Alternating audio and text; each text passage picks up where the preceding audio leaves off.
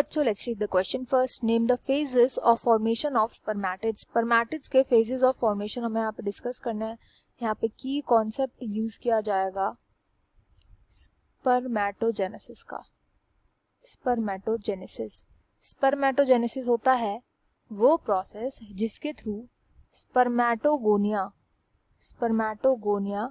बनाती है sperms. Spermatogonia से बनते हैं स्पर्म्स. इसके फेजेस की बात करते हैं तो सबसे पहला फेज जो होता है उसको हम बोलते हैं मल्टीप्लिकेशन फेज. Multiplication phase.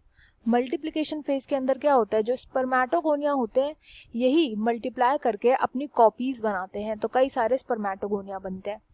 इस मल्टीप्लिकेशन फेज के बाद सेकंड फेज आता है जिसको हम बोलते हैं growth phase. Growth phase.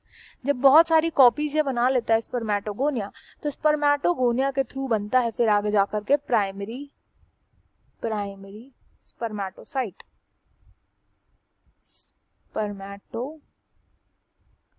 Primary spermatocyte.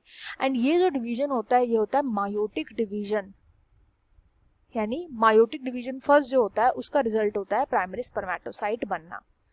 इसके आगे स्टार्ट हो जाता है मैच्यूरेशन फेज. Maturation phase. यहाँ पे जो स्पर्मेटोसाइट बनते हैं, प्राइमरी स्पर्मेटोसाइट बनते हैं 2 इन नंबर.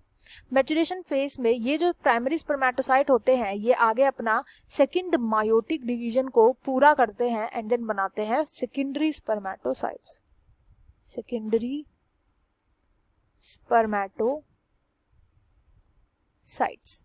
जो कि होते हैं 4 इन नंबर. एंड इन्हीं सेकेंडरी स्पर्मेटोसाइट्स के मैच्यूरेशन से आगे जाकर के क्या बनता है, स्पर्मेटिड्स बनते हैं. स्पर्मेटिड्स बनते हैं. तो ये थे ऑल द फेसेस जो कि स्पर्मेटिड्स की फॉर्मेशन में यूज किए जाते हैं. I hope you understood well. Best of luck and thank you.